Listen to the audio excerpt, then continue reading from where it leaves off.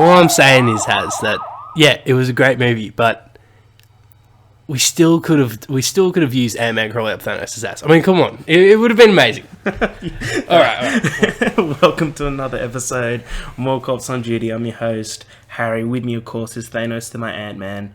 Edward Dools, Jolly Dools. Good to be here. Good to be here. Dools, we are post Endgame. We're finally there. Oh my god. We were counting down the days from day 100. I was so certain that something catastrophic was going to happen to me and that I was just never going to be able to see this movie, but I can't believe I made it. You know, I was walking into the cinema yesterday, and there was people coming out of the cinema, and they were yelling spoilers. Really? Yeah. Wow. I'll tell you exactly which. That's what I was like so incredibly concerned with. I mean, the big one is obviously just. Oh, we've just spoiled it for you. But that's just, so the one you saw yesterday, and as you're walking in or out? In. Wow. Yeah. And who are these just random kids? Yeah. Wow. Yeah. What'd they say? I'll say in a All sec. Dools. This is our full spoiler cast. I've just bleeped what you said before because we'll go. Mate, if you click on Avengers Endgame Spoilercast. Yeah, but it's on Spotify, so it just shuffles. Fair enough. Thank you. Fair enough. Thank you for giving me something to edit. 5 minutes spoiler free, then go straight to spoilers. Yeah. What do you think? Good God. I knew it was going to be good. Like, we knew it was going to be really fucking good. Yeah, we had no hope of it not. So, the Russo brothers, they're 4 for 4 now. Their debut in the Marvel Cinematic Universe. They're 5 for 5, actually, if we count you, me, and Dupree. But their debut in the MCU was The Winter Soldier. Phenomenal. And then Civil War. Holy shit, they somehow top Winter Soldier. You reckon Civil War's better than Winter Soldier? Oh my god, Infinity War. Yeah. They somehow top Civil War. Yeah. Actually, I don't know. I kind of oscillate between Civil War and... They're all fantastic. Yeah, but and then, dare I say it, I think we both agree, this one tops Infinity War. I think so, yeah. Somehow. Yeah. Somehow. Just because of certain key moments, which just we'll get into, but yeah, is this a good movie? Fucking oath. Holy shit. I think see this definitely on the biggest screen you can. Oh my god. See it with the biggest crowd you can. See it later towards the evening so you get less of children. And this movie, the first thing that hit me of this movie is that this movie would have been fucking hard to write. If you we'll go through everything that happens in the movie, but it would have been, it's just an absolute triumph, that they could combine 22 movies of 9 years. No, it's not 9. It's more than 9. It's 11 years. 11 years of fandom, basically, around these movies, getting bigger and bigger and bigger and bigger, and expectations getting higher and higher and higher. And they somehow go way beyond that and literally answer every piece of wants that we didn't know we wanted. They really tied it up perfectly. Ending brilliant. I've never felt so satisfied with a film, I think. Perfectly put, Has. I think just the sheer scope of the film, and somehow, without giving away too much, but somehow having callbacks to most, if not all, previous films. Yeah, but people asked me after I saw it, I was like, which ones should I watch first? I'm like, all of them. I mean, if you really want to pick up on every little detail, yeah, you have to see all of them. You have to see all 21, all 21 movies. Even movies that people think are the lesser Marvel movies, there's still references there. Well, and arguably one of the weaker ones, they revisit it, so to speak, or they reference it, and reference it, and they make it more important, so to speak, and so it's just that's wow, you managed to, and the thing is, what I'm excited to do is whenever the next Marvel rewatch will be, probably not for a long time because I feel like I always do it before the big releases, but we're going to view them, we're going to pick up on things so differently now because of Endgame and how it's not retconned, but kind of made you think about some key moments differently. So, but we'll get into it. So, do you reckon that's the end of spoilers? Freeze? Yeah. So, out of 10, what would you give it? Hmm. It's tough. It's high. I think, yeah, I gotta give it a 9.5 because I can't give it a 10 just because there are still moments in there that I wish. It's not a you mean to pray. Yeah, no, it's not. Wow. Wow. Whatever happened to Matt Dillon? He was a terrible actor, so I think that answers his own question. Jumped off the face of the earth. Yeah. You know his brother? Nick Dillon. Yeah, his brother is drama in Entourage. Oh no shit! Yeah, okay, yeah. Is there going to be an Entourage 2? Fucking better be, man. I thought they talked about that. Yeah. Back to Avengers. 9.5. No, yeah. And what are you? You're the same. Yeah, I'd say. I mean, I want to give it a 10, but I mean, there are just little things in there that I think I gave Infinity War a 10 at the time, but it can't be a 10 because I think Infinity War a 9. Yeah, I think Endgame's better, but there are just little things in there that I wish it could have added, and just things that I was just a little bit disappointed, but that didn't make the cut, but. There was just so much to accomplish in these 3 hours. And once you realise, I think I actually enjoyed it more the second time around because I realised... I enjoyed it even more I realised why certain moments in the film were given the time that they were given. Yeah. Which we'll go into. Yeah. So, and that's what... And just reflecting on that and understanding that this was the end of a journey for some characters, it made me realise, this was absolutely necessary. And I understand why this might have been put in the film in favour of something else. So, yep. So, definitely see You, Me, and Dupree, but then absolutely go see Avengers Endgame. Now, we're going to spoilers. Guys, the special features alone, I mean, it's a great movie. the director's commentary alone is just paramount. Apparently that was... Yeah, I thought Winter Soldier was their first debut, and I just saw someone joke that, like, You mean Dupree's part of the MCU? It's like, what? Anyway. That's so funny. Full spoilers from now on, so, like, if you haven't seen it, then this is entirely your own fault. Should we go through the entire film? I reckon, yeah, chronologically, it looks like you've got it in order. So jump in if you want me to stop and we can talk about it. Jump in if I've missed stuff, okay? Yep. So, movie opens, cold opening. I love the cold opening. And I think the end of the last 2 movies to do it were...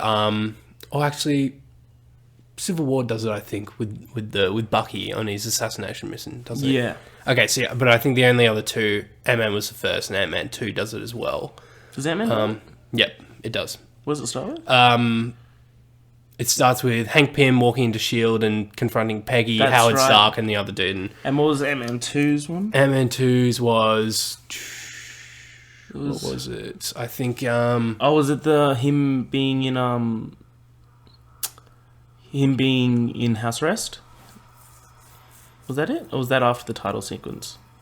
I think that was after. I can't quite remember, but I'm 99% sure it does. Cause, cool. Anyway, so yeah, this is, I think, the 4th film to have the cold open. I love it. I love the cold open. I hope they do it more. And immediately you just kind of understand the tone it's taken. Because as a couple of us predicted, it opens with Hawkeye on his property. Hawkeye Ranch. Hawkeye Ranch. They go to about 4 different ranches in this movie. Yeah. I just call it Hawkeye Ranch or Stark Ranch. Yeah. But Hawkeye Ranch. He's obviously focused on his ankle, so he's obviously in house arrest, which was mentioned in Infinity War. And on house arrest after the events of Civil War. So many wars. And he's just teaching his daughter to fire an arrow. Calls her Hawkeye. First time the words Hawkeye were ever said in MCU.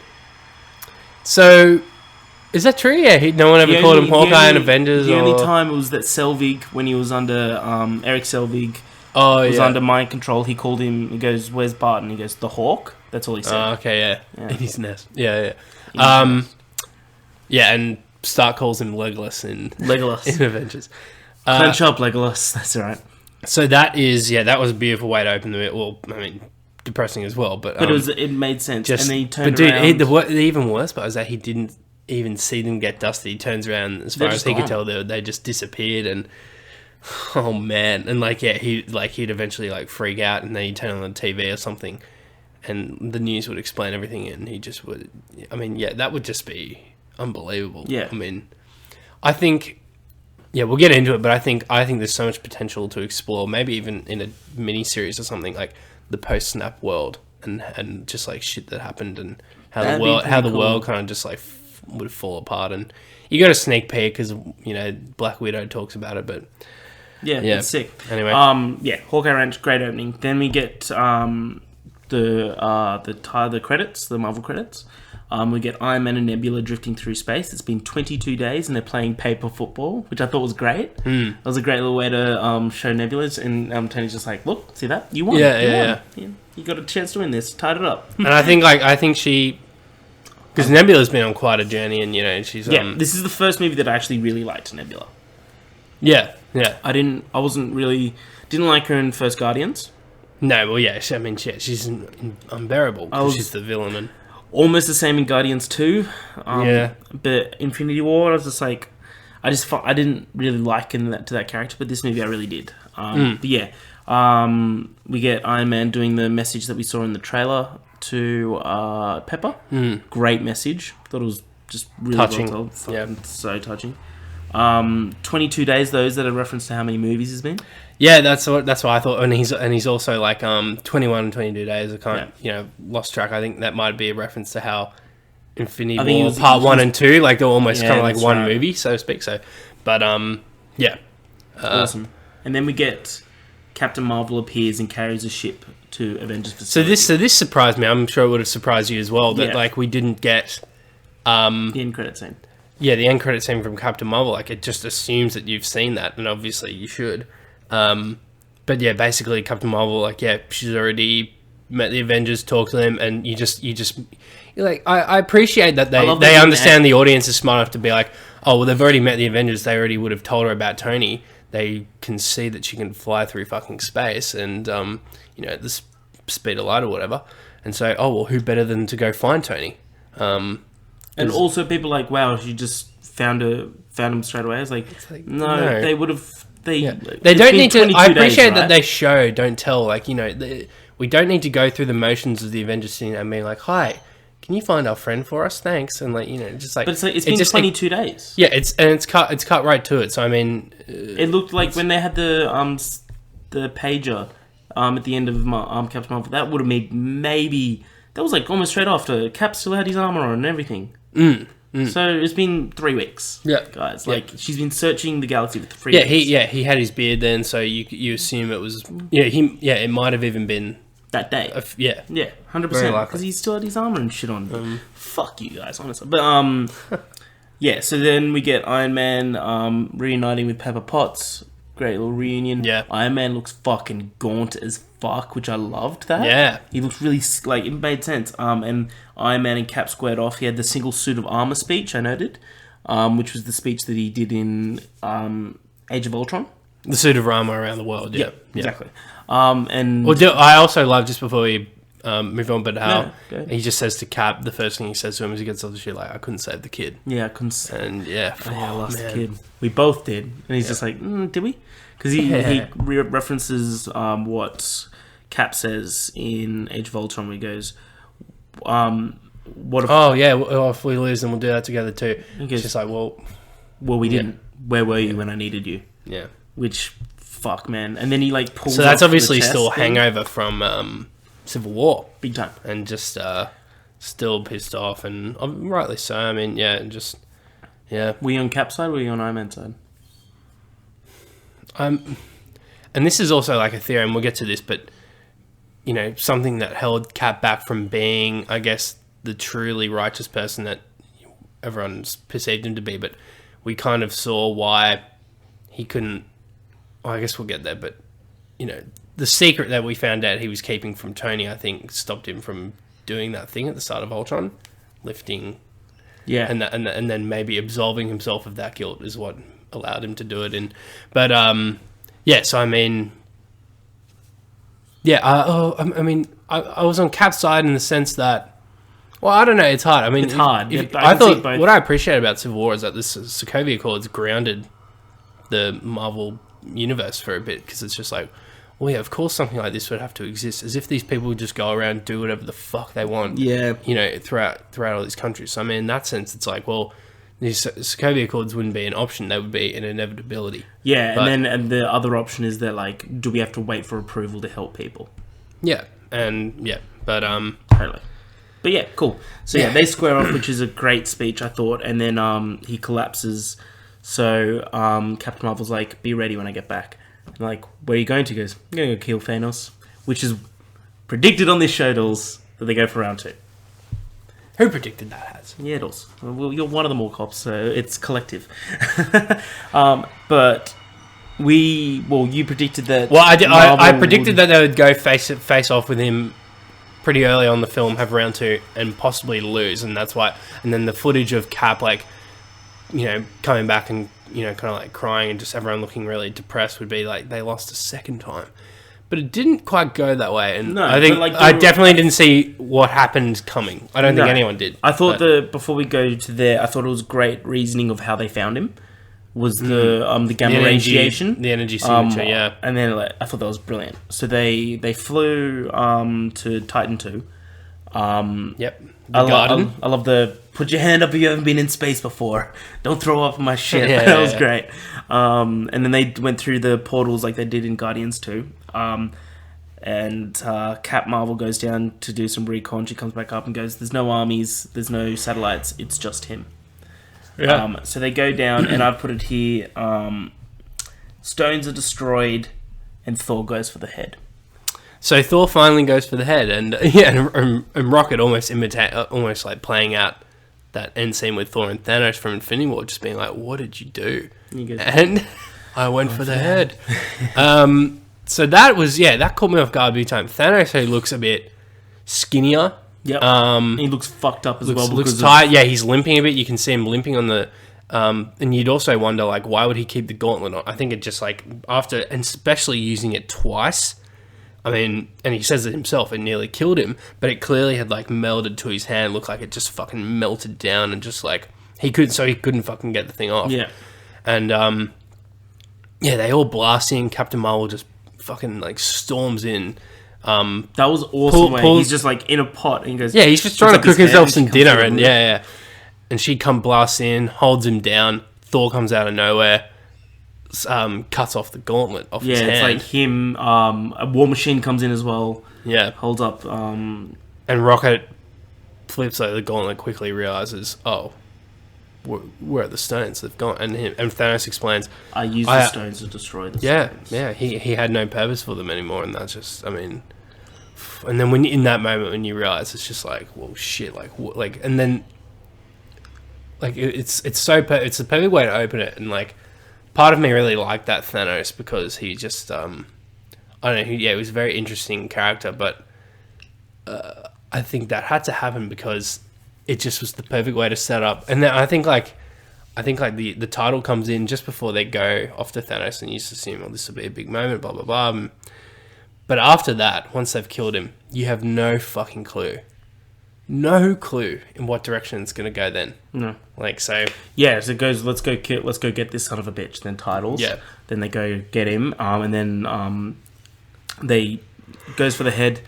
I loved that the camera just slowly blurred into black. It was really representative. And another thing we picked... kind of predicted the 5-year time drop. We predicted exactly that it was going to be 5 years. Yeah. Which is 5 years later. I turned to you. I'm like, 3 things out of 3 right now. I was like, we predicted the cold open. But at the same time, like, we predicted the rough idea of it, but the execution, like, they went for round 2 straight away. We predicted that. But no one saw it playing out like that. I think they lose. I think Thanos uses the gauntlet. I thought Thanos was definitely going to live after that. Yeah, 100%. So. Which is brilliant. It was crazy. So yeah, 5-year jump, and then you see the world post. What's the word that Kevin Feige uses? The decimation? No, we're using the snap. Decimation's never going to be a thing, Kevin. Sorry, Kev. It's the snap. Everyone calls it the snap, right? Kevin Feige's the one who listens to this podcast? Yeah. Holy shit. Yeah, I know. I'm going to clean up my language. Here's my resume. We get our first openly gay character in a support group for led by Cap, which is played by... I don't know. I'm pretty sure it was Brie Larson's haircut also, but no, I'm kidding. Wow. Wow. Just having a larf. Yeah, so, it was Joe Russo playing. Yeah, is it Joe or Anthony? Yeah. It's Joe, isn't it? It's definitely Joe. Also, this is getting really fucking granular and nerdy, but they both participated in like this particular subreddit, Thanos did nothing wrong, and they pretty much they set up this thing to where there was a countdown till a snap on the subreddit, and like 500,000 people joined, and apparently the Russo brothers did as well. And pretty much it just like at random decided, I think, 250,000 people to erase from the subreddit and unsubscribe them. So like, yeah, a snap type of thing. And one of them didn't survive. One of the Russos didn't make the cut. Oh, really? And I think it was Joe who made it in the Reddit. And like, I think like maybe, the idea that like, oh, he's talking about the person he lost is his bro. I don't know. But like, it's just like, that sounds hilarious. That's like good. A little Reddit in joke. Like, I like that. I really love the idea of, that because he went on, he was talking about this date that he went on. And he's like, he cried when they were delivering the salads. Yeah. What do they say? Where they like bringing out the so salads? It's like, so he cried when they were bringing out the salads. And it's like, what about just you? Before dessert. Yeah, that's right. But it just shows like how much they've lost. He's just like talking about the usual things, who we've lost, what we miss, how much we miss the Mets, and I'm like, oh fuck yeah, like everything's just gone. Yeah. But it's just really cool. But we get the introduction of what I call is the universe-saving rat. Yes. So we go into a storage facility. I can just see Doctor Strange watching all these alternate futures and just being like, really? This is like, it's up to a rat. It's up to a rat. Okay. It's not up to Tony. It's up to a fucking rat. So we get Ant-Man escaping the quantum realm because a rat ran across the dashboard of his van, which turned on the quantum realm machine, and he came out. Love Ken Jeong. Ken Jeong, yeah. Is the security guard of the storage because facility, he was in Community. Same with someone else who I'm sure we'll get to. But Anthony Joe Russo is the couple of creators of Community or main executive producers. So then we get a great scene of Ant-Man finding out about the snap, and he's like running through the streets, and he goes to the memorial of all the people that have been snapped. And I loved how those lost were called the Vanished. The Vanished, which is awesome. Yeah, so cool. That was sick. And he's like frantically looking for his daughter's name on the off chance, like, Cassie. She's, because I think he kind of like puts it together, like, oh, okay, well, Hope, Hank, and what was her mum's name? Hope and Hank and Old Wasp. Old Wasp were snapped. So like he how can we not remember? But he to his relief, he doesn't find his daughter's name, but to his shock, he finds his own, and so he's just like, oh shit. Continue. So I don't know. Jeanette. Yeah. Jeanette Van Dyne. Jeanette. Yeah. Van Dyne. Whatever. Yeah. Cool.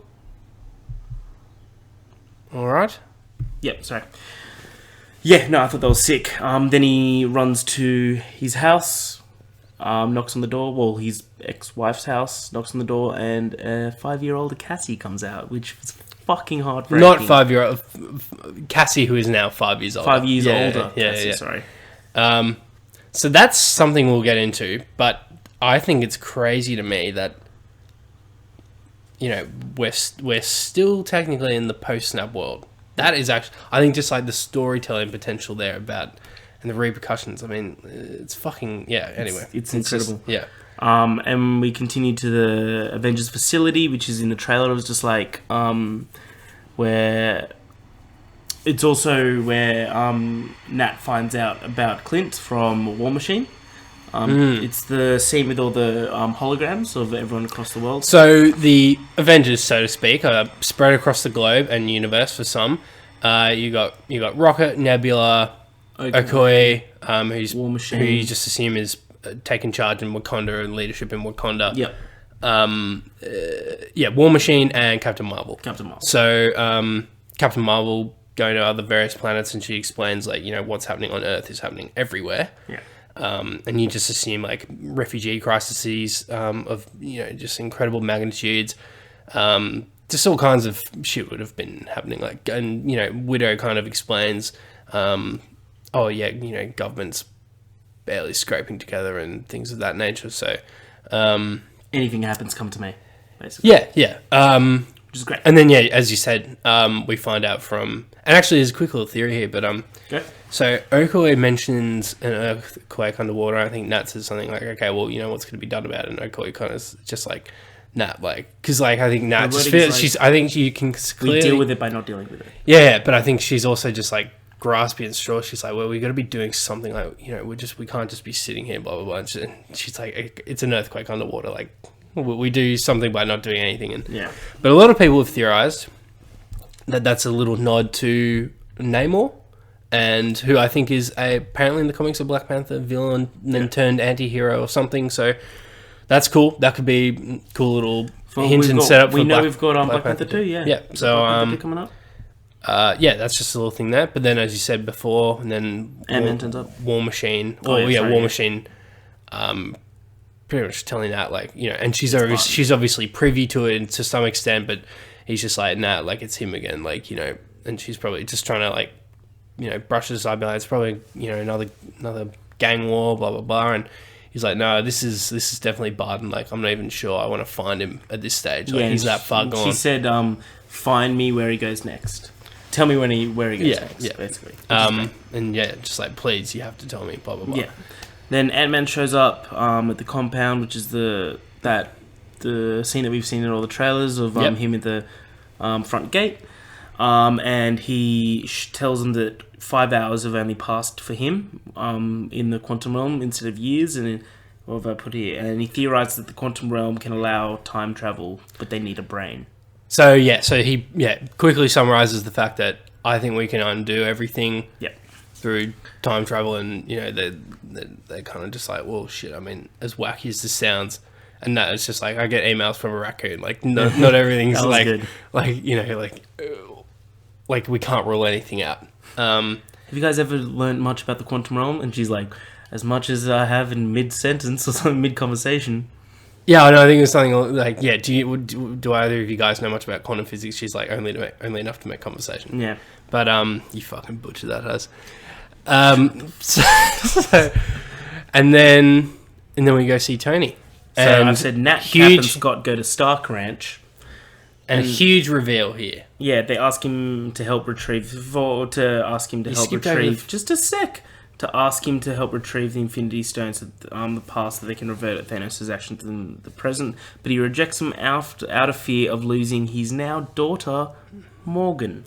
And did you pick up on why she's called Morgan? Because that's the name of... Pepper's uncle, uncle which they mentioned in Infinity War. But your uncle, what's his name? Morgan. Yeah. Whoever cast Morgan, brilliant. Yeah. She's awesome. She's very Tony. Yeah, she's great.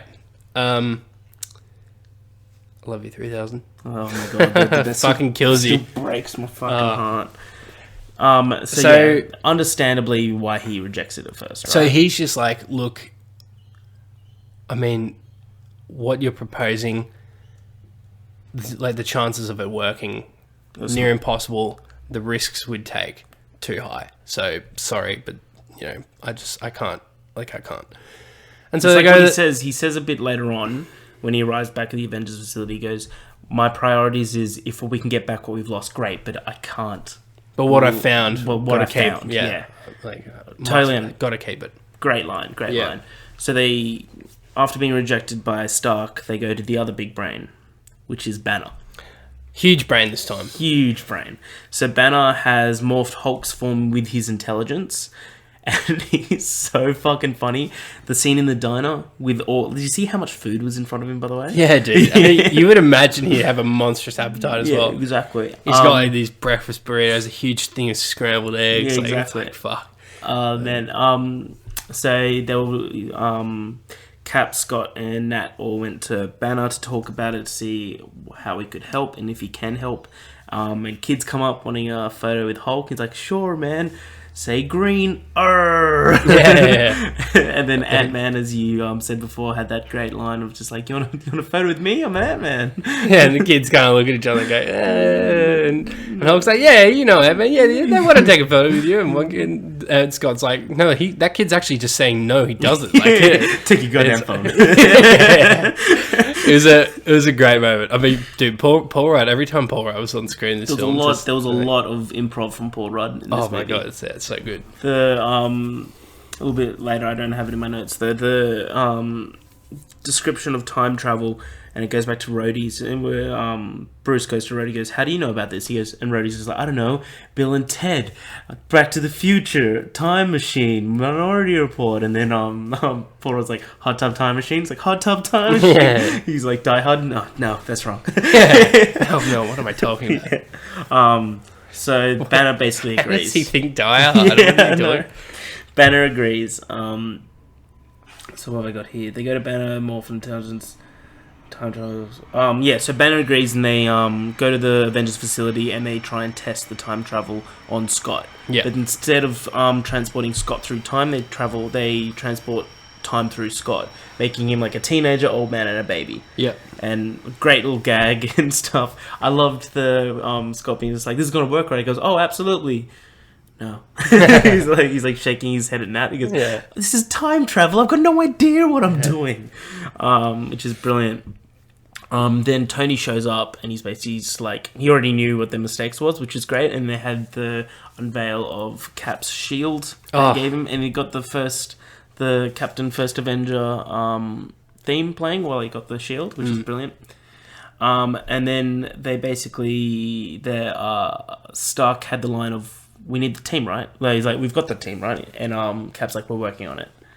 So, tell me if I'm wrong. Nat goes to Japan to get Clint, while Banner and Rocket find a drunken, reclusive Thor. This is one of the best. This was amazing. Moments. So Clint, sure, like, he was killing the Yakuza. It's everything that we thought it would be. Yeah. And basically's just like, "Don't give me hope now." When Nat's just like, "We can bring your family back." Yeah. And she had the great line of just like, "I'm sorry it took this long," which is a great line. But they go to Norway, to New Asgard. It was actually, I'm sorry, I couldn't give it to you soon, but that's okay. You fucked up, but Dools, shut the fuck up. Where's your notes? up here, mate. Yeah, exactly. So they go to Norway. They go to New Asgard. Already. So apparently, I think it's probably roughly near where Odin died, but also apparently it's the same town where Red Skull found the Tesseract. Oh, at the start of Captain America. Oh, I didn't know that. Which is awesome. Yeah, that's really cool. So they go to New Asgard. It looks like a fishing town.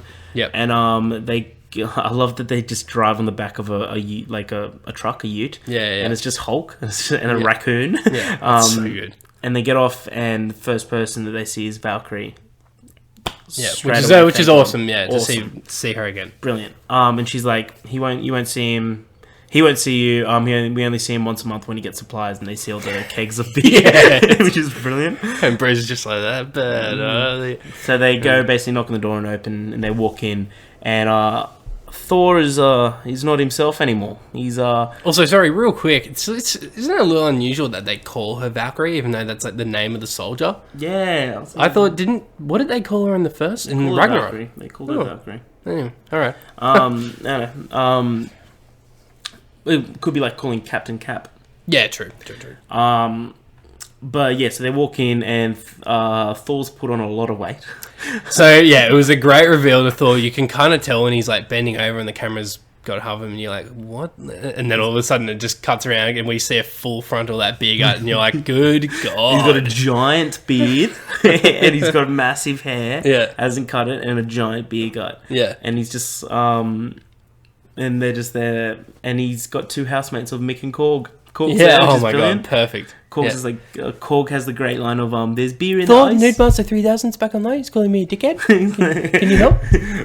Noobmaster 3000. Yeah. So thank you, Thor. Thank you so much. Tell me if he comes online again. Will do. Thank you very much. Yeah. I was just like, and Thor cracking off a beer lid on Stormbreaker, using it as a beer opener. It's like, what have you become? Yeah, exactly. And thank you for make yourself at home. There's beer in the ice and connect to the Wi-Fi. Yeah. No password, of course.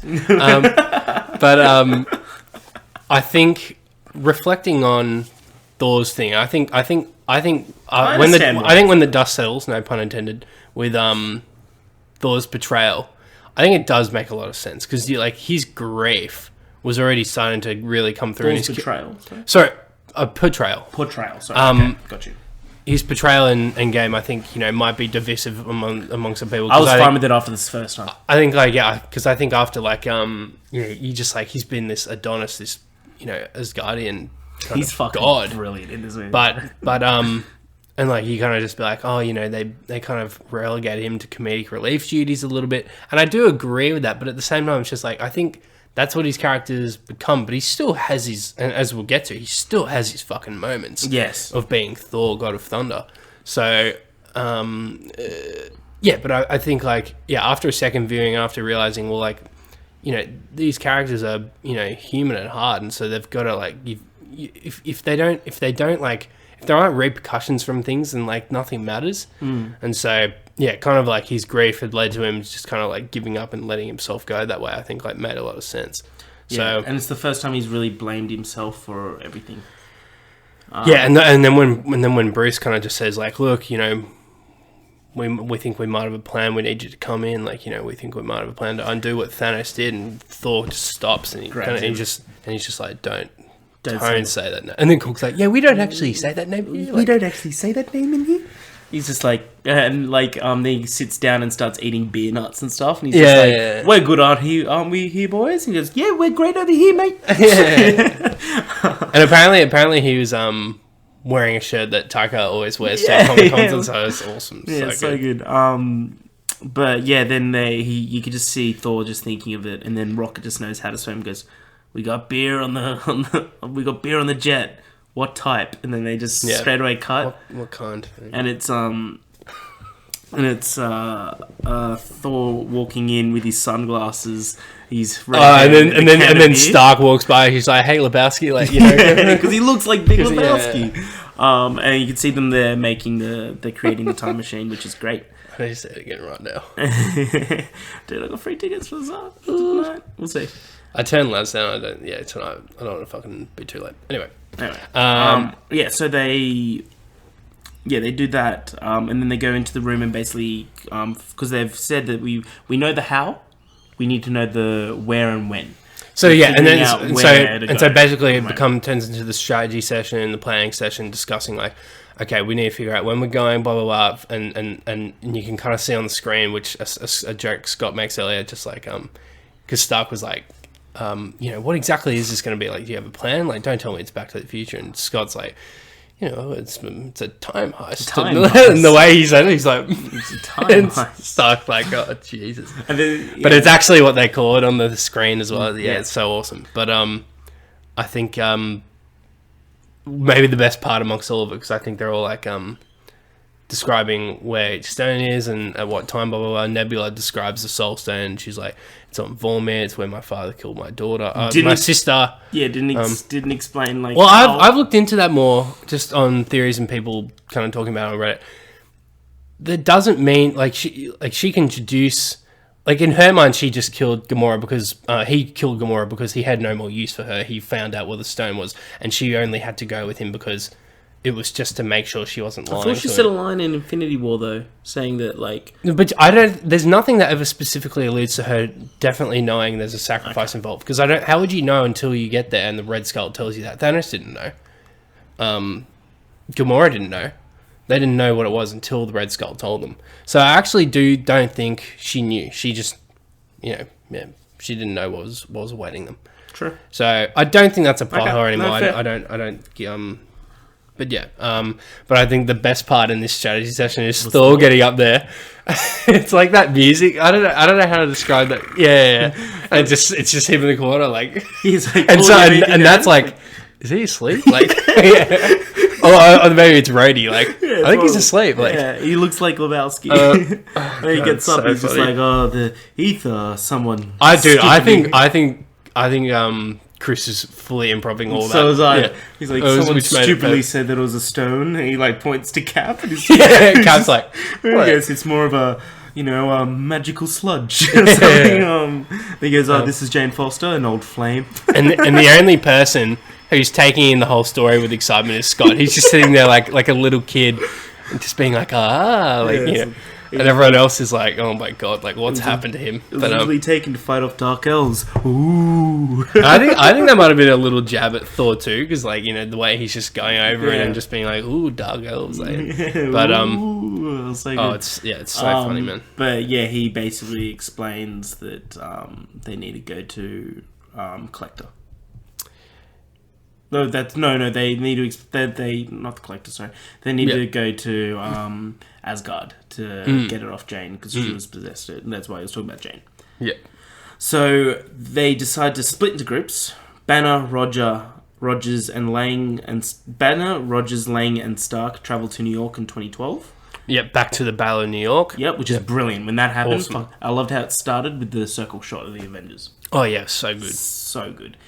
Banner visits the Sanctum Sanctorum. And that was an awesome, and seeing the Ancient One again. Huge surprise. It caught me off guard big time. That was awesome. And it also destroys the theory of, destroys the plot, the argument online of people being like, why didn't the wizards, the sorcerers help in the Battle of New York? It's like, they did, you just didn't know about it. It just shows them. They're like, fuck, she's like taking down shit. Yeah. Although, to be honest, she was just clearly trying to protect the Sanctum. Yeah, which is their job, though. Yeah. That's the whole point. The Sanctum needs to be and that's not their realm of like getting down on the battlefield, so to speak. But like, it's always about protecting their reality. Off ships and shit. Yeah. Which is great.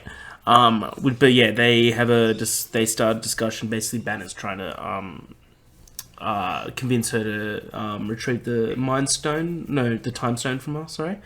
But while that's happening, Rogers overcomes undercover Hydra agents, which is brilliant. Also, wait, which one? Oh, do we have to talk about it? So basically, Cap, he gets a scepter. Oh no. Yeah, he gets the Tesseract. Sorry. First is Tony going in, and he sees the end of Avengers, the posing scene. Yeah, and then it's got great lines of like, all right, we can pose later, and then like you see all the Hydra agents come in. Yeah, but they thought they were shield at the time. Yeah, and they pack up the scepter. But we obviously the audience knows it's Hydra because it's like oh shit! What's Frank Grillo's character's name? Crossbones, basically. Yeah, Crossbones. We'll say. Oh, Rumlow. That's it. Rumlow and Sitwell, I think, is the other guy, the bald dude. Yeah. And they come in. You think like, oh shit! So it's Hydra who quickly comes in to collect everything and blah blah blah. They're very quick, and that obviously explains how in Ultron, how they have the scepter at the start, and so that's like an awesome little thing. And that's another thing. Like this film, Endgame provides so much more context for other films. It really ties everything. So watching them all again, and whenever that will be, like it's gonna be, you're gonna view things, particular movies, quite differently. I think that's just amazing that I've done that. It's like Rogue One and how we found out how the Death Star plans were found and all that stuff. But so basically we think Cap goes after the Hydra agents. And basically, we start to think that they're going to recreate the elevator scene from Winter Soldier because it's pretty much all the same people. He gets in, and Cap's and just like, oh, Cap. It's literally the same guards as well. The big motherfuckers. And Cap's kind of just like, just got a call from up top. The secretary wants me to take point on the scepter, and he's like, sorry, Captain Rogers. Like, I don't think that's correct, sir. And he's like, no, trust me, and leans in and goes, Hail Hydra. And then that was like, that's just a huge crowd pleasing moment because it was so, like, you think like, and as cool as it would have been to see the elevator fight again, play out a little differently or whatever, that was like even better. Yeah, like, so much better. It's like, oh, it's just so good. And he's just walking away with a smile on his face, which is brilliant.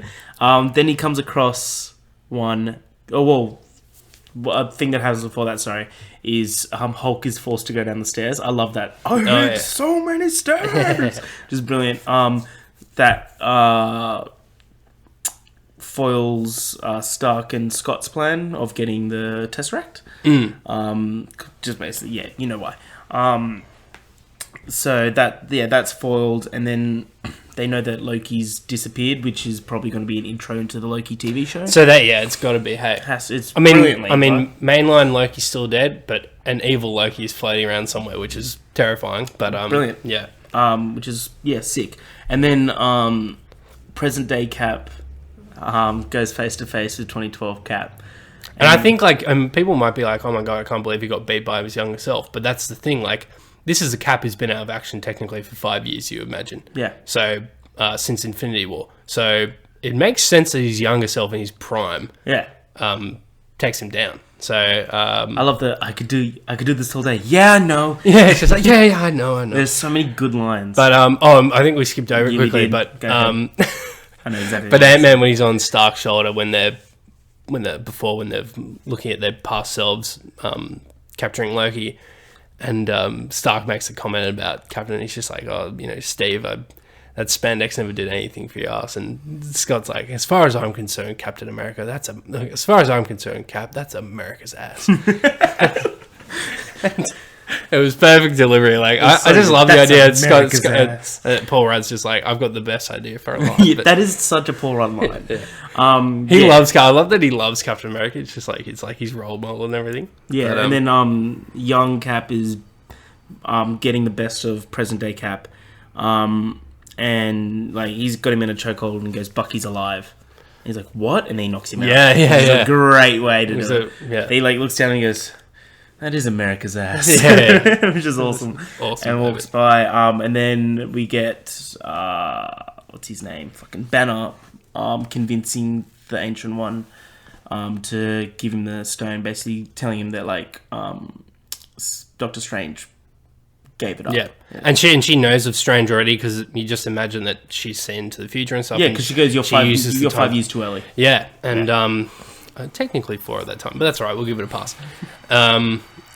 Or maybe Doctor Strange is meant to be set in 2017. I don't know. Anyway, and she's kind of like, she just looks shocked, and she's like, "Wait, he gave it to Thanos willingly?" And he's like, "Yes." And she's like, "Oh, well, maybe it's me who was wrong then." And she gives him the stone. She's like, "If he did it, then he did it for a reason." Yeah, and that's a great. I think the line's like, "Unless he missed something," goes, "Or maybe I did," and then which is great. Awesome. So then there cuts over to the other team, the other two teams. So do you want to go Asgard first? Which one was first, Asgard or the other ones? I think it was Asgard first. Yeah. So Rocket and Thor go to Asgard basically to get the ether out of Jane. Yep. And Thor gets sidetracked because he sees his mother, and great conversation with the and mother. Also, I think he just is still not over her dad. Well, and over Jane as well. So I think part of him is just like, I don't want to see her. I love that. It's just like, all right, let's go. Because 1 second, my father kept this ale room down here. It's just like, I'll get a couple of to-go cups for us. Also, I think some were saying, I think there's the idea. It's just like, oh, the Tesseract was also on Asgard at one point. Well, actually, yeah, it wasn't the Tesseract. It would have been on Asgard in the Dark World. Yeah. But I think they just don't go for it because it's like, how are they going to be able to get into the vault without the destroyer? So it's not worth it. But it actually technically would have been there at that time. Yeah. So I think Rocket just having to deal with Thor and slaps him in the face, seems to knock some sense into him. But then Thor sees his mum, gets distracted. Great little conversation between Thor and his mum. Was a really heartwarming thing. Thor finds out he's still worthy. Rocket grabs the Reality Stone and they hightail it out. Yeah, they get it out. I love that where he's just. But I love how Thor and he gets the hammer and the music from Guardians comes in. It's so good. It's so good. Okay, so we go down to. So I think that takes us to Morag then with Nebula. Morag, thank you. War Machine. So let's go through their storyline. They'll go through Nebula and Nebula and War Machine, and then we'll go through and then 2014 Nebula and So I think that's before Nat and Barton. Yeah, so 2014 Nebula basically. And Gamora. Gamora. It shows them just kicking ass basically. Yeah. And you see that she gets her head gets fucked up because she's getting the signal from the present day Nebula that's in the same timeline. Yeah, and I thought that was a great plot device. Brilliant. I wouldn't have fucking thought of shit like that. It's just that's what I was saying. Because it makes so much sense. It's so hard to write. Because it makes so much sense. It doesn't seem like a silly, ridiculous reason for past Thanos to find out. Because it would make sense that her memory is all on the same. If they're in the same timeline at the same time, and it's the one memory drive, then it's just it actually does work. So I didn't think that was a stupid logic jump or anything at all. I was like, oh wow, okay, that's a pretty cool way to introduce Thanos again. And so Thanos basically puts 2 and 2 together because he's a genius. Thanos is no idiot, and pretty much Ebony Maw was like, "This is a timestamp from nine years in the future," and he just puts two and two together, and he's just like, "These people are trying to undo what I did. I did what I wanted to do." Because he said that in Infinity War to Stark, he goes, "You're not the only one that's burdened with intelligence, burdened with knowledge." You're so bad at this. You're not the only one cursed with knowledge. Cursed with knowledge, my bad.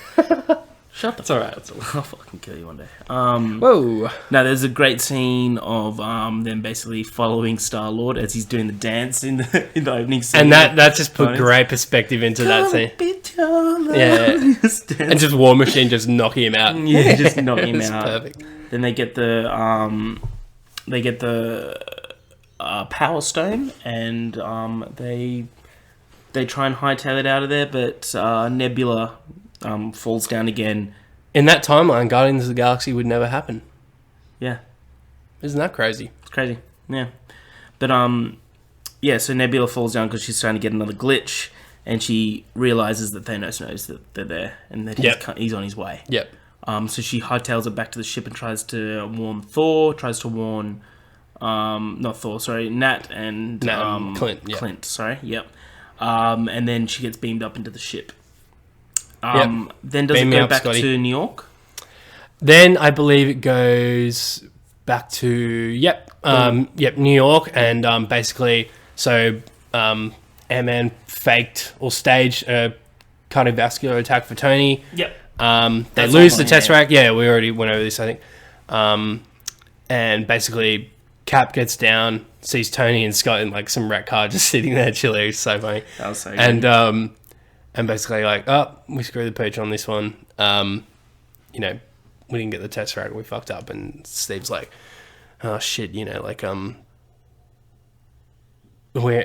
have one more trip, and like if we go there we can't come back, and blah blah blah. And Tony's like, not necessarily. What if we go to a time when there's both Pym particles and the Tesseract?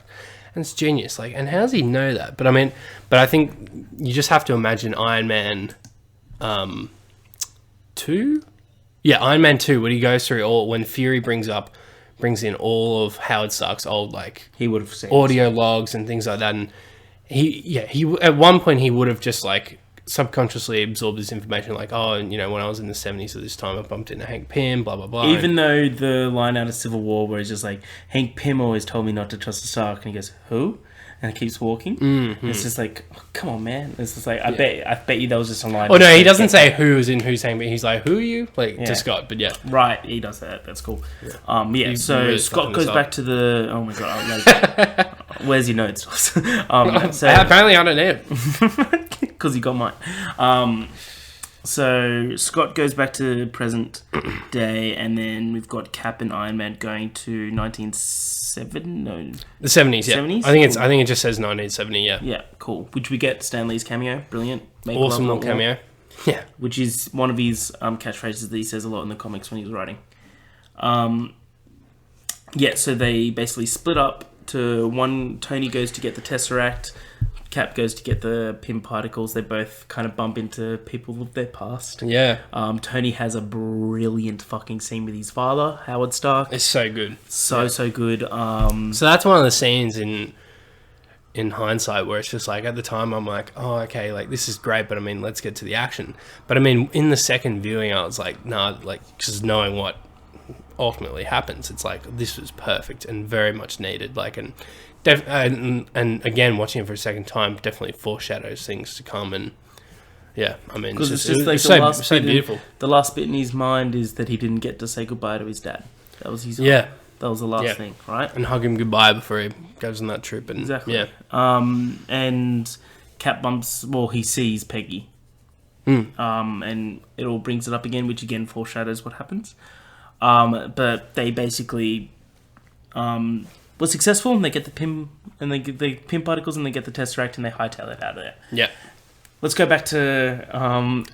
for all things considered, the time heist is actually pulled off almost perfectly. Like, without too many hiccups, and like, they pull it off. Like, well... Speaking of that... Yeah. I was going to say, well... Yeah. We go to Nat, and we go to Clint, and they go to Volmir to get the Soul Stone. And... What do you have to do to get the Soul Stone? You have to lose what you love. Watch it again. He didn't say what you love most. When I realized Nat and Theo were going there, I was like, oh no. So they have a fight about who's going to kill themselves, which is a fucking brilliant fight to have. Like, they're just like, Clint's like, fine, Nat, you win. And then he trips and goes, tell my family I love them, which already says that he's got so much confidence in the Avengers that this is going to be pulled off and that his family's going to live. Then he starts to run towards the fucking cliff, and then Nat electrocutes him, pushes him down. Then he gets a fucking like electrocution, an exploding arrow that like pushes her back. And he jumps off, and then Nat jumps off again, grabs him, does the grappling hook, and basically falls off, kicks off, and kills herself. Nat's gone, but then Clint wakes up with the soul gem. Yep. Awesome. So, yeah, that's just, we can briefly touch on it now, I guess.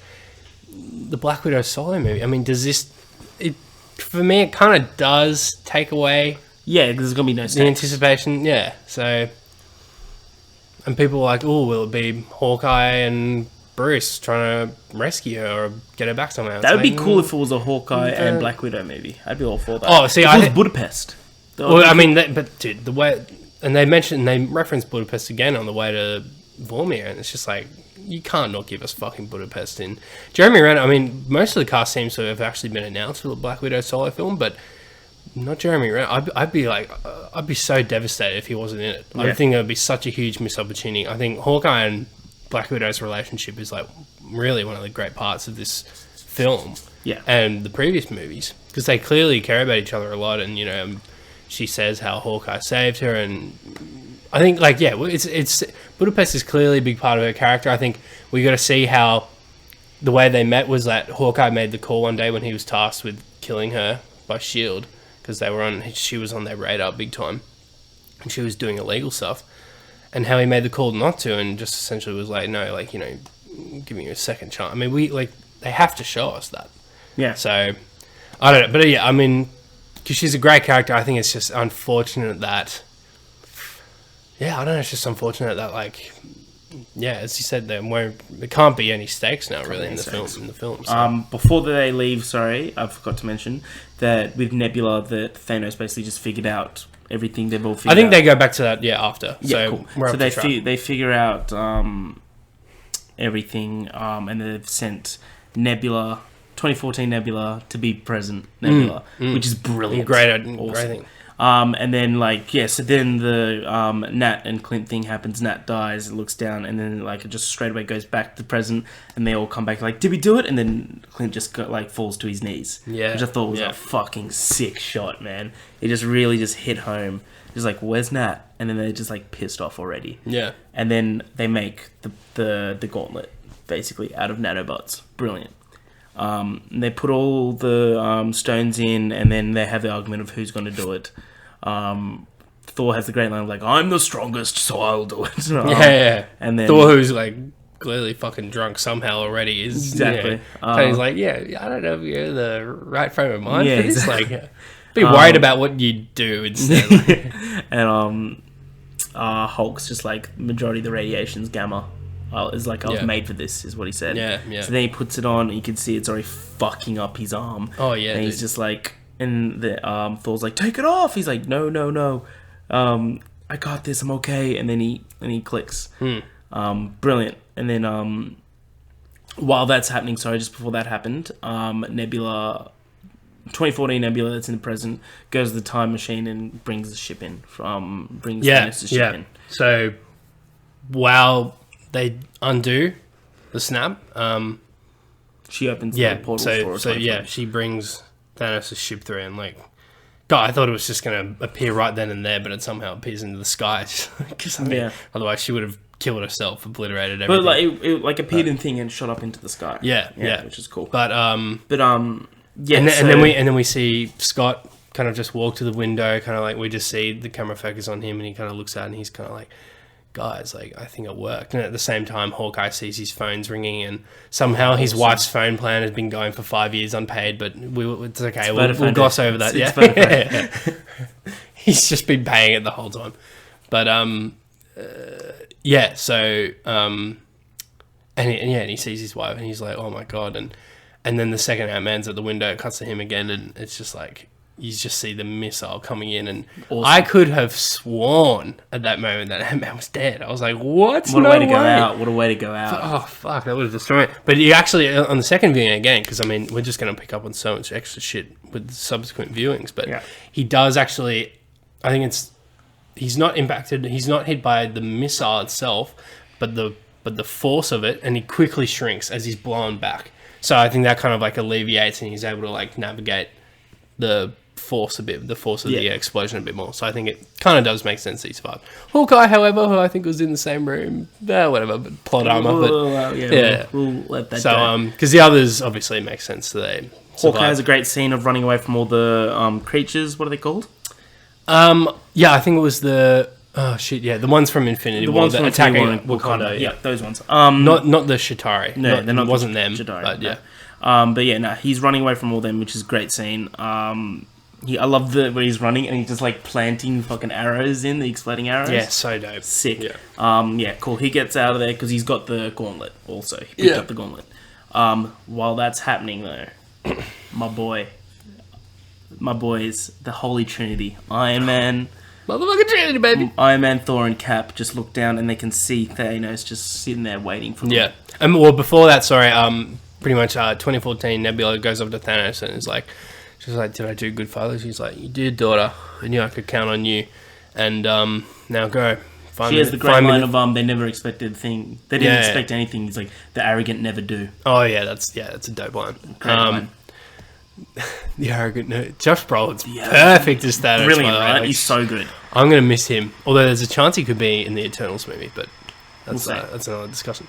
And he's just like, now go find me the stones. And she's like, what will you do? She's just like, I'll wait. Yeah, and then you see Hulk, War Machine, and Rocket trapped, but you see Ant-Man being like, I'm coming! And he's like, going to go get him. Flips off a pencil. And he's like, I'm coming! Yeah. You're like, can you go any faster? I'm coming! But yeah, so the little chat between Iron Man, Cap, and Thor is just like, this is obviously a trap, right? And Cap's like, absolutely. He goes, I'm okay with it. And then Thor's like, glad we're in agreement. And he gets lightning come down. And then fucking, summons lightning, still has a gut. Yeah. I feel like Thor could just like use the lightning to just burn away his belly fat, but whatever. I feel like he's going to get ripped straight away there. Yeah, same, but and I was like, but he did get a dope fucking Odin looking beard and like with the plaits, and I was like, fuck yeah, dude, he looks like a proper Norse god.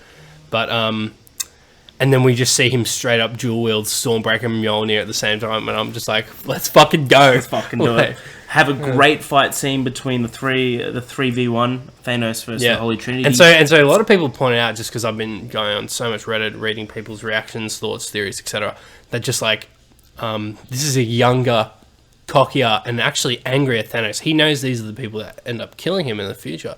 And so he's just like, I'm not taking any chances. He's a great line of... But he's just like far more furious, and he's still in like this...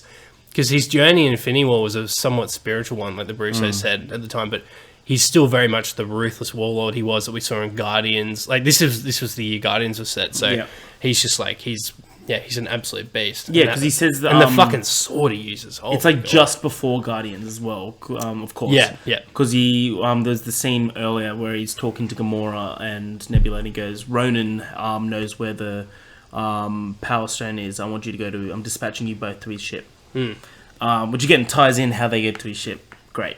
But... Yeah, he's on what you said about Thanos being more ruthless and shit. The line that he uses is like, balancing the universe is never a personal task, but what I'm going to do to your annoying little planet after this, I'm really going to enjoy. Yeah. Brilliant. I'm going to enjoy it. And then, so Iron Man gets fucking knocked the fuck out. And then he's fighting... Thor? Yeah, then Cap gets basically knocked out as well. And he's fighting Thor, and it was basically a reverse of Infinity War, where Thor, like, the Stormbreaker's getting pushed closer and closer to Thor's chest, and then you see a shot of Mjolnir lifting. Yeah, and so we see Mjolnir throwing away at some point and just like falls to the ground. And I called this guy into the theater the first time. This was pie in the sky, but I was like, I feel like we're gonna get some fan service in this film, and we got a lot of it. We did, and it fucking happened, boys. After 11 years, it finally fucking happened. Cap became fucking worthy. Yeah, he became fucking worthy. That's what I said to you. And I think it's definitely a highlight in the film for me. Cap toe to toe with Thanos. Like, it was exactly what I wanted it to be, and it delivered big time. Just fucking using how he's with now his hammer the power and shield. Of gods. Like, it's so sick. It was so good. Did you? I want to see it again just for that. It's like the Vader scene in Rogue One. I want to see the fucking movie again just for that. Did you catch the moment where he threw the shield and it missed Thanos, but then he threw the hammer and it bounced off the shield and hit Thanos in the back? But the first hit where he charges at him and just fucking uppercuts him and just Thanos goes flying like. Oh, the weight of that thing. And then he brought down the lightning from the sky onto him. It's so good. Do you see the sessions are on there? Dude. I know you'd be keen. No, I'm fucking... I've had too many late nights before work. It's getting so chat. I'm gonna have an early one. I know. You're a fucking little bitch. I'm a little baby bitch. You are indeed. So then basically Thanos goes rage mode and he gets his double-sided sword and just starts cutting the fuck down of So whatever the fuck his sword is made of, possibly vibranium because it is a space metal, but it breaks the fuck up. It's of Cap's shield. Half the shield's gone. Yeah. And that was actually what we saw in Tony's vision in Ultron, which was the broken shield. So and then Thanos does a speech to him, which is what I reference. He's just like, "I'm going to enjoy what I do to your annoying little planet." And then he uses his power and summons the entire army of Thanos, and all of Thanos' children are there, and the Leviathans, the the Chitauri and stuff. And then you see Cap just look up, and he's got a cut on his arm, and he just tightens it with the. And there is arguably this. It's going to go down. I can't wait to get high resolution stills of this, but arguably one of the best shots in the MCU. With Cap, and also actually quick shot. Yeah, so Cap just looking out and just seeing the entire army. And also another one that was really dope was the long shot or the big picture, the big wide. Sorry, of Hawkeye and Soul World with the Soul Stone. It was a great just great colors. So that was also great. But and then. You hear a Cap, and then we hear a little crack on his radio, and Cap's like, "What, Cap?" I think he said something else, and then he's just like, "We're coming in," or and then we hear it again. It's just like, "On your left," and then I'm just like, "No," because I'd actually completely forgotten in the heat of that battle. And I think it was designed to do that. It's not letting you stop and think about, they just did the fucking snap. I still wasn't even certain that it worked. And it was so I was like, and then so when I heard that, and then when we see Black Panther, Shuri, and Oko walk through, I was like, oh wait, everyone's fucking back, and then all the circles start opening and. Sorry, while this was happening, while this was happening, present-day Nebula convinces the 2014 version of her sister Gamora to turn on Thanos, and they both kill the 2014 version. And people might be like, "Oh, well, that was easy to turn Gamora." It was like, well, no, she was already scheming against him the whole time. Yeah, so, it was like a week after that, she was just like, I was in prison being like, I want to fucking kill this guy. Yeah. It's nothing. That's nowhere near. But what I've written is, now restored, Stephen Strange arrives with his fellow sorcerers, the other restored Avengers, the Guardians of the Galaxy, the armies of Asgard, Wakanda, and the Ravagers. They fight Thanos. Well, they arrive there to fight Thanos. Yeah. They all line up. There was a brilliant line of from Stephen Strange to Wong being like, "Is this everyone?" He's like, "What? You wanted more?" We got fucking every woman, man in his dog. There's an image out there. Howard the fucking Duck somehow made it to this battle. By the way, the end battle someone's put on YouTube. Oh, have they? Yeah. Is it good? Is it decent quality? Yeah, I'll show you after. Yeah. Don't watch it unless you've seen it. Oh my god! Yeah. So this was the rumored scene, and I hypothesized that maybe it was Stark's wedding or something else, but where it was everyone's fucking there. And it was the battle, and I wasn't sure they were going to do it, have everyone in the battle, everyone had a moment as well. And then you see Giant Man appear, and he's saved Hulk, War Machine, and Rocket. Yep. And then you just see the fucking theme song happen 12 times because there's so many people. And then you finally get the line, Avengers assemble. Yeah, and Wakandan soldier in the back. What was that last part? Sorry, he said Avengers, and then I couldn't hear him. Bombay. Okay, sweet. Let's go. Yeah. And then everyone just fucking charges. Oh, dude. And we get the most epic battle I think I've ever seen. Yeah. Brilliant shots. It's shot so beautifully. We get... And then, dude, the shot of Thanos just holding out his sword and aiming. Oh, so But then we get what's his name? What's his fucking name? The big guy, one of the big guys of the army. Sorry, I'm just blanking right now. Oh, the Black Order, the big guy. Yeah, the big guy that got his arm cut off. Yeah, I don't know. What his him. Name is. Yeah. He's about to destroy. He's just about to fuck up Tony basically, and then he gets stood on by Giant Man. Giant Man, and he walks away, and then Spider-Man's then he swings in. He goes, "Oh, Mr. Stark, I woke up and only Mr. Strange was there," and he's just like, "You have to go through that big that orange disc lighting thing that he always does." And he's just like, "Oh, we all need you now," and then he hugs him and goes, "Oh, this is nice." Which is brilliant.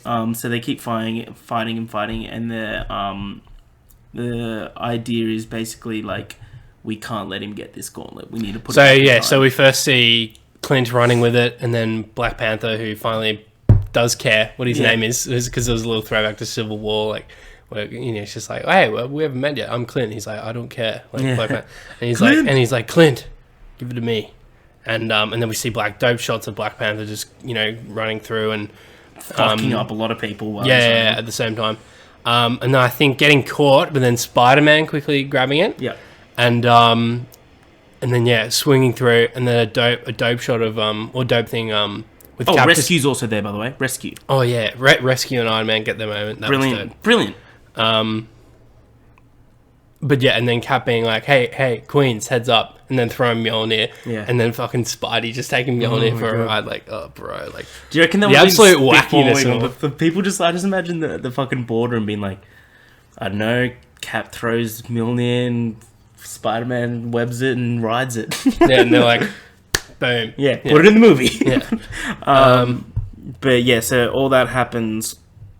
And then we get the female team up scene. Well, not yet. So we get they're basically Thanos is just he's getting the shit beaten out of him by everyone. Yeah, and he's he tells his children basically you need to shoot down a fire, and it's just put out. Well, that was when Scarlet was almost ripping him apart. That's right. Yeah. Where he's basically we just need a fire right now. And then the gunship's firing down, and then the guns start to go up and start to fire. Amazingly, he doesn't kill any main characters, but I know. You can't at that point. I know. All the sorcerers are covering heaps of shit as well.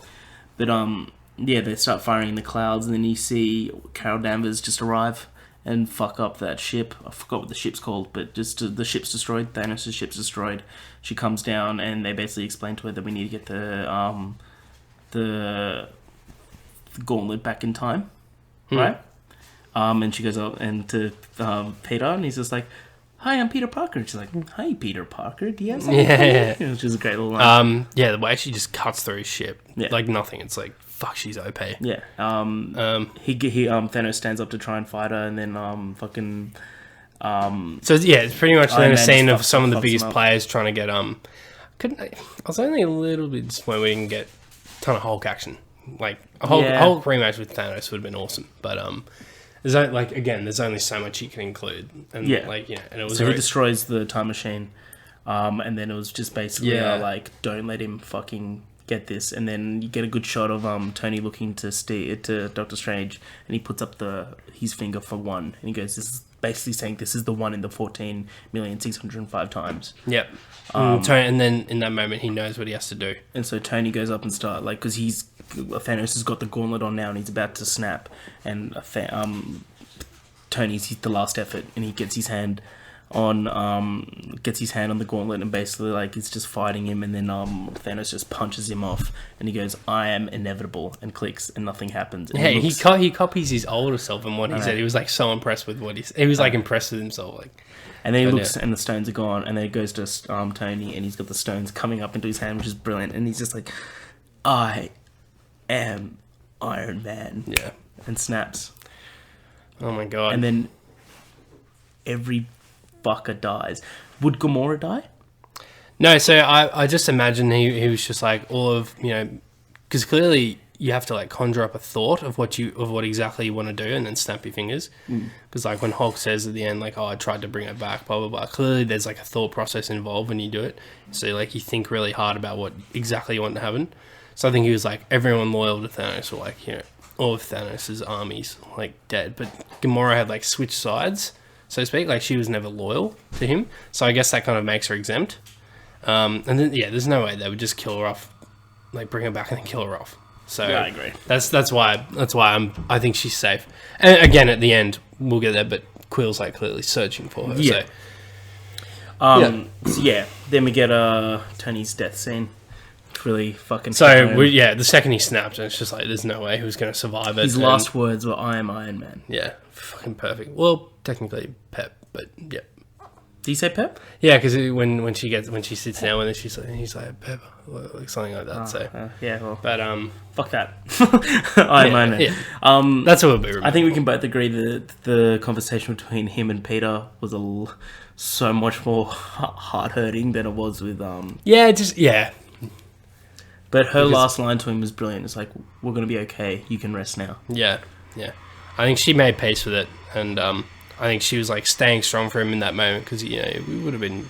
Because it's a callback to the previous conversation where he's just like, "I figured out how to time travel," when she's sitting on the couch. Yeah. At Stark Ranch, when he's just like, "I can just leave this alone." She goes, "Yeah, but you won't be able to rest." This is like, "No, you can rest now." It's a little thing back. Then Fuck. I know. Fuck. Then it cuts to Tony's funeral. Yeah. It cuts to them walking out to Tony's funeral, basically. So so I think there's still first that it's like, so it's his hologram, kind of like a message that he left for everyone, and then a special one for his daughter Morgan, and pretty much just like so I think it continues with a voiceover, a somewhat lengthy little monologue, and it just like pans over characters like Peter going back to school, seeing Ned. Also, somewhat of a plot hole, all of Ned's classmates, Peter's classmates must have been snapped. Otherwise, it's just like they should be 5 years older. And anyway, the odds there don't make sense. But also, I wonder if Aunt May was snapped. I mean, are they going to address this in Far From Home? Yeah, we'll see. Anyway, so Thor appoints Valkyrie as the Queen of New Asgard and joins the Guardians of the Galaxy. Oh my god, the exchange with Thor and Quill here, fucking brilliant, is so good. Because what does he say? He's just like, well, of course we know you. We don't know who's really in charge. He's like, it's like, me? Yeah, you. Yeah, you. Of course. Yeah. He's just like, and then he's just like, of course. It's so good. But and then Rogers goes to return the Infinity Stone and Mjolnir to the original places in time. And we both knew that he wasn't. Oh yeah, I think he turned to you and said, he's not coming back. Yeah, and Bucky knew as well. Yeah, but then he does. Do you think I've seen the arguments made that it's very out of character of Cap to just abandon? Dude, he's done his time. That's what I thought. Like, it's just like, how many times can you save the universe until you can retire? It's just like, and I think him going back and seeing Peggy and seeing that his picture was still on her desk and stuff, he's just like, I'm never gonna like fit in here properly. But I wonder why. It is interesting. I'm curious maybe why Bucky wouldn't want to join him as well. But anyway, but Bucky and Falcon have a TV show to do. Yeah, exactly. But yeah, so he returns basically as an old man. So he's been living his whole time. I just love the idea of like 60-year-old, probably 70-year-old Captain America being just like looking on the news, being just like, there's a giant battle in New York, being like, yeah, yeah. they've got this. Yeah.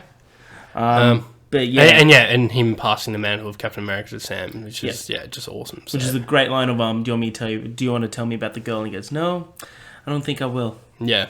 But also, did you pick up on how Sam was like, Cap was like, when he gave him the shield, and he's like, how does it feel?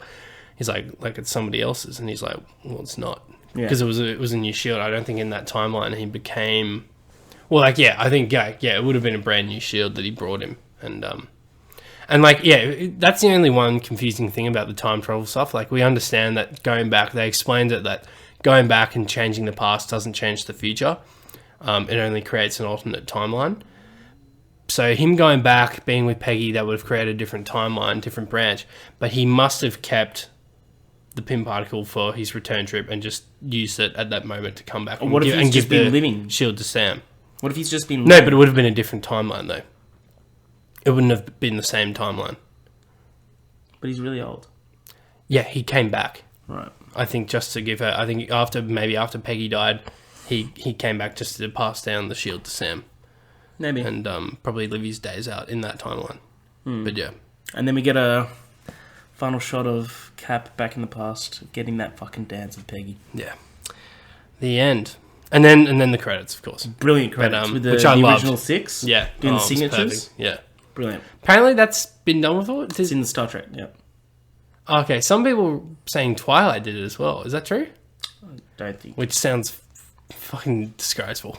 I'm not too sure if Twilight did, but I know that one of the last Star Trek movies that had Shatner and all the original cast, Leonard Nimoy or something, yeah, and Nimoy and Jean-Luc Picard, which is Patrick Stewart. I think they did the same thing. Oh, that's cool. They did the signatures, but this was so much well done. This was so. Oh yeah, with the theme and then at the very end. So this is the first Marvel movie with no post credits.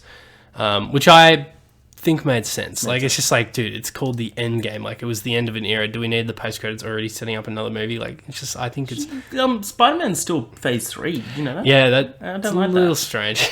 It's like how Ant-Man was phase 2 still, even though it was post Age of Ultron. But anyway. And it was just Tony banging the hammer on the anvil or creating his armor. Brilliant. Perfect. So fantastic film. The end of an era for Marvel. That's it. And how it moves forward. I mean, I'm just going to be so curious to see how it moves forward. Like, what do the event films look like moving forward? Yeah. I don't think they can call them Avengers for a while. Maybe they call them New Avengers, or I mean, it's impossible to tell. What if they go Avengers 5? Like, that'd be bad. Yeah.